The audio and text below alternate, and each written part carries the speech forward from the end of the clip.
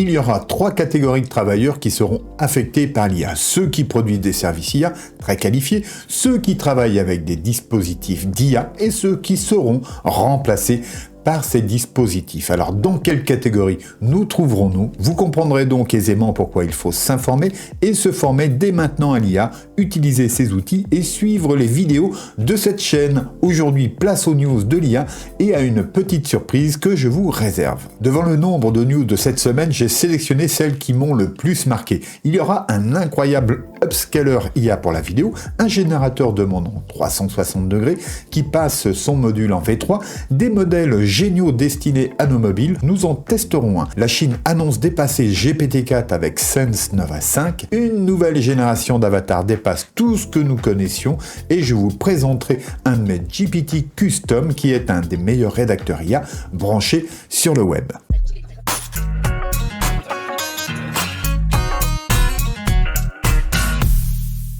Pour commencer directement, quelques brèves internationales sur l'IA. Alors, création d'un conseil fédéral pour l'IA aux États-Unis. En effet, le gouvernement américain a annoncé la création d'un conseil fédéral dédié à l'intelligence artificielle.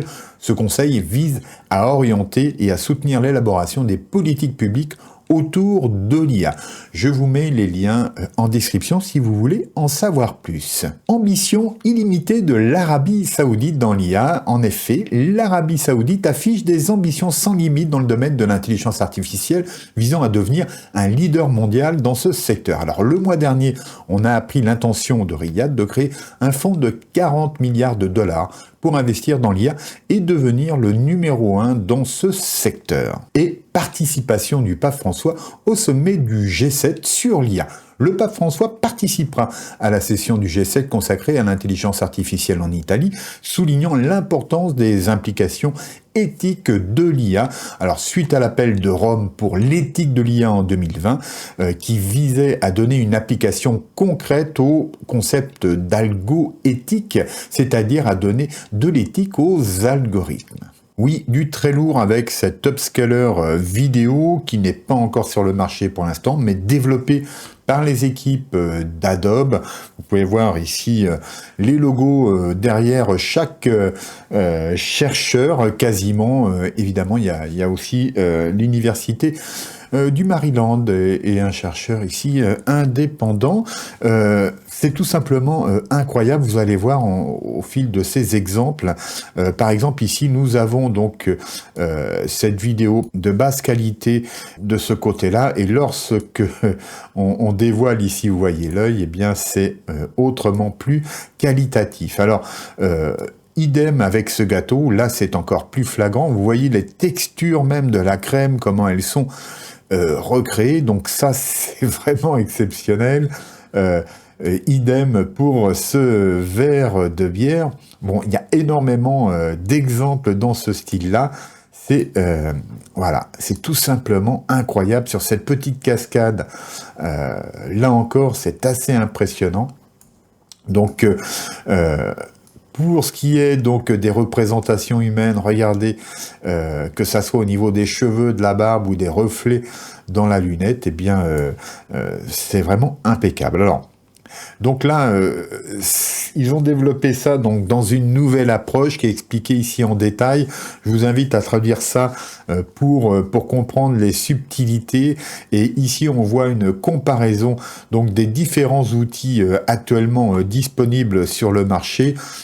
Donc là, comme vous pouvez le voir, ça c'est ce qu'on rend, donc une petite vidéo de très faible qualité.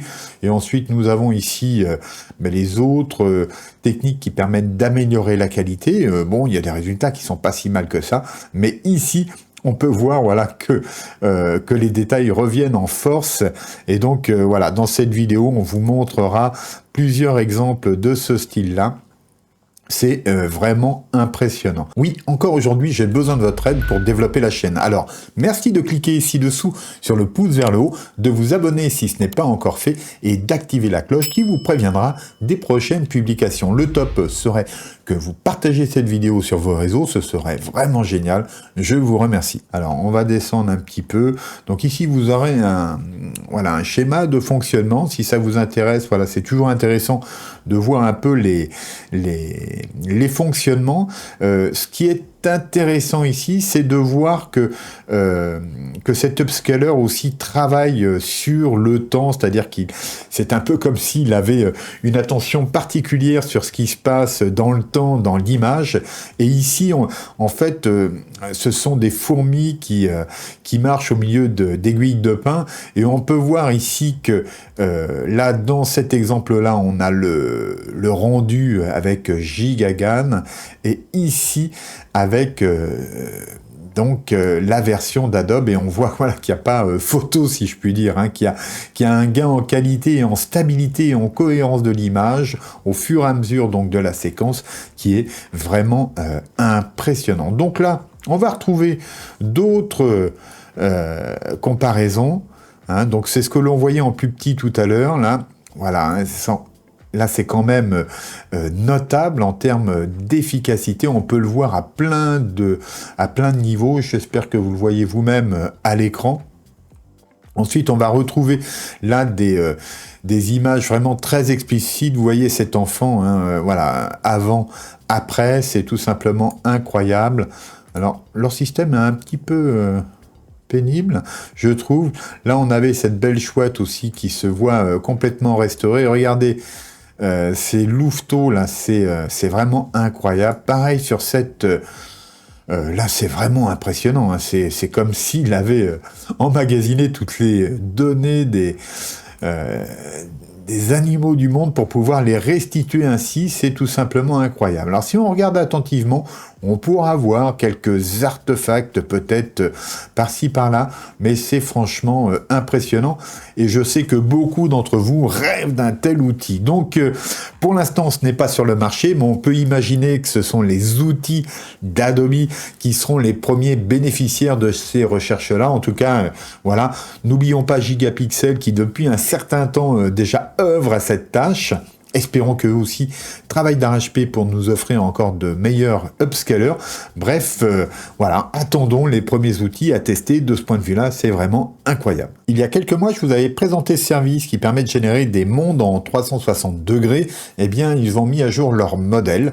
Donc, c'est assez intéressant puisque désormais, eh bien, nous avons une qualité accrue, très très nette. Hein. Donc, avant, voilà, il y avait ces modèles-là qui étaient déjà sympas, mais ça restait assez simple dans la génération, ça fonctionnait bien, mais aujourd'hui, voilà, on peut avoir des choses quasi photoréalistes, ou même dans le domaine d'illustration, mais dans des styles bien plus détaillés et fouillés. Donc, vous voyez, celui-ci aussi est très sympa. Donc, vous voyez, j'ai fait un petit test ici avec un simple prompt.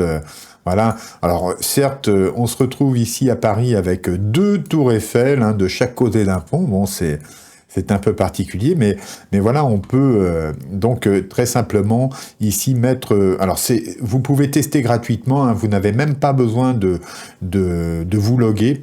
Enfin, créer un compte si vous voulez. Et ensuite, voilà, le truc, hein, c'est de créer un prompt ici, et puis on peut éventuellement avoir des options dessus, des prompts négatifs. Et puis vous choisissez ici les modèles, hein, tout simplement. Et puis vous faites Generate, et en quelques instants vous obtenez ce type de choses. Alors vous pouvez ensuite le partager, mais si vous avez un abonnement payant, eh bien vous pouvez évidemment le télécharger, etc. Bref, le retravailler, l'importer dans d'autres outils. Bon, ça peut être intéressant. En tout cas, c'est bien sympa comme expérience. Oui, c'est la guerre de l'IA, et la Chine, via cette entreprise SenseTime, annonce donc SenseNova 5.0, donc qui est donc un nouveau modèle capable de multimodal, est bientôt disponible donc dans le cloud. Cette entreprise dit que ces modèles, donc ces nouvelles versions, sont aussi bonnes, voire meilleures que GPT-4. Donc, eh bien, il faudrait le découvrir. En tout cas, ces modèles démonstration en a été faite lors d'une démonstration en direct. Eh bien, on demande à voir. Ceci dit, est-ce que la Chine saura s'imposer sur le marché, sachant que on lui reproche pas mal de choses d'un point de vue géopolitique, et notamment lorsque l'on voit ce qui se passe avec TikTok aux États-Unis et même chez nous. Pourquoi pas un nouvel outil à tester? Est-ce que ça sera adopté par chez nous? Ça, c'est moins sûr. Allez, autre petite news du côté des avatars, de la création d'avatars IA avec Synthesia. Donc, j'avais déjà parlé de cette solution. Ici, il y a une nouvelle version de leurs avatars qui nous promettent donc eh bien, des expressions, des émotions, des voix plus naturelles et aussi la prévisualisation donc, des avatars en quasi temps réel. Donc, c'est une vraie progression de cet outil. Effectivement, vous pourrez voir ici un certain nombre d'exemples. C'est assez bluffant. Et donc, ils ont aussi renouvelé largement leur gamme de propositions, sachant que vous pouvez aussi faire des avatars custom, mais voilà, pour tous ceux qui seraient un peu timides devant la caméra ou qui ne voudraient pas s'embêter avec la technique, eh bien, c'est une solution qui demeure d'un coût assez élevé, je dois bien le dire. Hein, vous savez, c'est un peu comme Engine. Donc ici, on a les tarifs. Ça reste quand même assez coûteux. En tout cas, voilà. Vous pourrez aller voir sur cette page. Je vous mets le lien en description. N'hésitez pas à me faire des retours sur ce que vous pensez de la qualité de ces avatars de chez Synthesia. Et oui, je l'annonçais en introduction, aujourd'hui dans l'IA et au niveau des LLM, un des enjeux, c'est vraiment de porter l'IA au sein des appareils mobiles tels que des smartphones, mais aussi certainement dans les appareils connectés, dans de petits appareils qui ont de plus faibles capacités de calcul. Et donc, on a deux acteurs majeurs qui viennent donc de faire des avancées dans ce domaine. On a d'un côté Microsoft qui lance Phi 3, donc son plus petit modèle d'IA à ce jour, que l'on va tester dans quelques instants, mais on a aussi Apple qui annonce pas moins de 8 petits modèles de langage destinés à être utilisés sur les appareils mobiles. Donc, du côté de Microsoft, eh bien, là, c'est donc la troisième version de ce modèle, et donc, comme vous allez le voir, c'est assez performant. Donc, je vous mettrai aussi les liens vers ces pages qui vous donneront plus de détails, mais lorsque l'on voit que c'est concomitant à l'annonce d'Apple qui, elle annonce ces 8 petits modèles de langage, eh bien, on peut effectivement conclure qu'il y a vraiment de gros enjeux commerciaux et que chacun veut sa part du gâteau, justement, parce que ces modèles d'IA, évidemment, pourraient aller dans les voitures, hein, mais aussi dans des tas d'autres appareils, dans nos smartphones, bien évidemment. Et donc, l'IA personnelle mobile, c'est pour bientôt, et tout le monde, y met du sien actuellement. Donc là, idem, vous avez un document qui vous donnera plus de détails sur les modèles d'Apple, et puis, eh bien, il y a Nvidia aussi qui vient à la rescousse de Microsoft, puisque donc ils ont décidé de collaborer pour pouvoir accélérer donc ces modèles, mais aussi les rendre plus performants. Donc il y a un partenariat entre ces deux acteurs majeurs de l'IA qui vont faire que d'un côté Phi va devenir plus performant, mais que Nvidia va aussi mettre en place donc une infrastructure qui va permettre d'accélérer tout cela. Passons nous-mêmes au test de Phi 3 sur cet ordinateur. Bon, et bien là, je suis sur Pinocchio. J'ai installé et lancé évidemment OpenWeb UI qui nous permet donc d'installer via Ollama des tas de modèles en local. Donc j'en ai déjà parlé dans de précédentes vidéos. Vous trouverez des liens ci-dessous. Et sinon, vous regardez sur la chaîne, voilà, c'est bien expliqué. Donc ici, je suis dans OpenWeb UI et j'ai chargé Phi 3. Donc, et comme vous pouvez le voir, c'est un modèle qui est très très léger. Donc, vous savez, pour l'installer, c'est très simple. Vous passez par ici. Voilà, vous allez ici sur modèle, on attend quelques instants et puis on va pouvoir ici aller voir le nom des modèles disponibles en ligne et ensuite rentrer ici pour le télécharger et en fonction de sa taille, voilà, très rapidement il va être installé et ensuite il sera disponible ici dans cette interface. Donc on va commencer tout simplement, regardez bien un peu sa vitesse. Alors il faut savoir que j'ai pas mal de choses qui tournent sur cet ordi, donc ça sera moins rapide que d'habitude, mais vous allez voir que c'est très intéressant ces petits modèles parce que ça va vite et puis ça réclame évidemment beaucoup moins de ressources. Donc c'est parti. Donc là, il se charge, hein, c'est la première utilisation, donc c'est pour ça qu'il y a un petit recul, mais vous voyez, il part ici en rédaction et comme vous pouvez le voir, il va nous faire un petit article plutôt sympa. Voilà, c'est pas forcément très long, mais j'ai fait aussi un très court prompt, si je puis dire. Mais évidemment, on peut aussi lui demander, pourquoi pas, d'aller analyser ici un document PDF. Donc voilà, je vais sélectionner ici un PDF et je vais lui demander eh bien, de me faire ici un court résumé. Hop, c'est parti. Donc il va évidemment sans doute réfléchir un peu, mais vous voyez que là, pour traiter d'un document et faire des résumés ou travailler sur des documents internes, eh bien là c'est assez puissant également, et donc on pourrait avoir voilà cette même puissance, ces mêmes capacités sur un smartphone. Eh bien on attend ça de pied ferme. Donc là c'était le test de Phi 3, on ne peut pas tester les modèles dont j'ai parlé précédemment sortis par Apple, mais qui sait, ça arrivera peut-être. En tout cas voilà pour ce Phi 3, je vous invite à le tester et à me faire vos retours ci-dessous en commentaire. Ça m'intéresse beaucoup. Certains connaissent peut-être Predator, un GPT custom que j'avais fait il y a quelques mois. Déjà, il faut savoir que ce GPT connaît beaucoup de versions et parfois des versions privées que j'ai adapté pour des entreprises et des besoins spécifiques. Là, je partage à nouveau celui-ci, puisque je l'ai doté de fonctions particulières, que le prompt a évolué, et donc vous allez voir, c'est plutôt très très sympa pour produire des articles assez qualitatifs. Donc le principe est très simple. On va lui donner par exemple pour commencer ici une URL tout simplement. Donc c'est une des news que j'ai présentées ici. Et tout simplement, je lui envoie. À partir de là, ce GPT va se connecter, donc on va lui permettre voilà, de le faire tout le temps, directement sur le contenu, et ça n'utilise pas le web browsing intégré de ChatGPT, parce que souvent il est refoulé. Donc là, c'est quelque chose de beaucoup plus fiable qui fonctionne quasiment partout. Donc à présent, il me dit voilà sur quel ton je souhaite obtenir donc un article. Et bien par exemple, je vais indiquer ici tout simplement, vous voyez, le ton 2, comme ici, et puis j'envoie. À partir de là, eh bien, il va normalement commencer sa rédaction.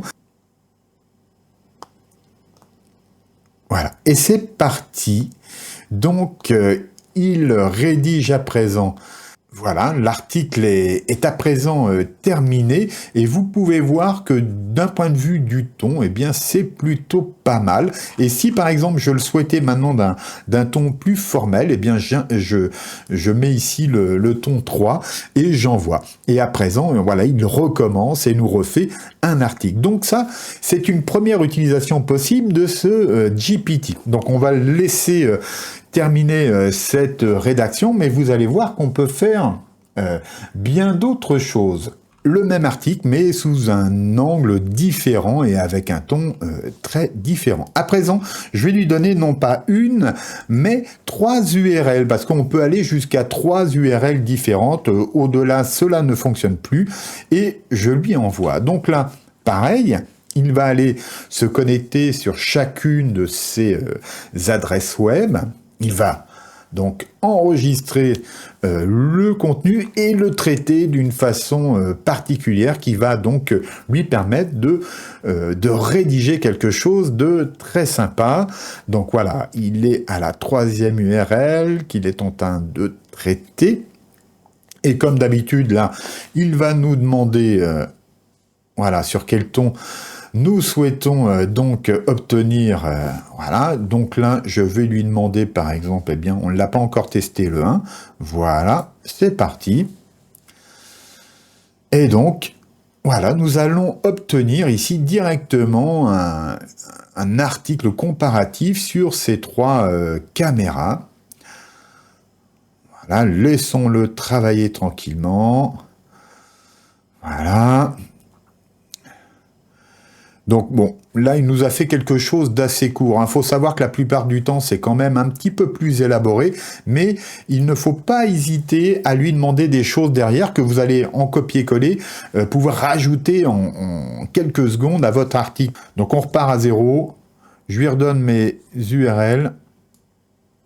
Voilà, j'enlève ce mot qui n'a rien à faire là. Hop, et j'envoie. Donc on repart à 0.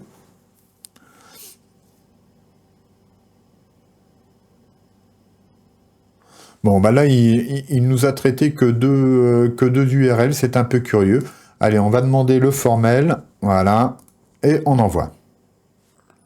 Par contre, voilà, il nous fait cette fois-ci un petit tableau, comme vous voyez. Donc, ça, c'est très intéressant parce que ça nous fait des contenus assez riches. Et ça, normalement, voilà, on peut lui demander directement. Il le fait. Donc, il faut savoir que, voilà, ça, c'est à votre disposition. Je mets le lien vers ce GPT en description. Et puis, surtout, faites-moi des retours. Ça m'intéresse beaucoup de savoir ce que vous en pensez, ce que vous aimeriez qui s'améliore. Voilà, c'est un GPT Custom qui pourra évoluer dans le temps en attendant, pourquoi pas, une version 3. Voilà, ces news de l'IA sont terminées et j'espère que vous y avez trouvé votre intérêt. Quels sont les points qui vous ont le plus marqué, les outils qui vous ont le plus intéressé? Faites-moi vos retours aussi sur Predator News 2.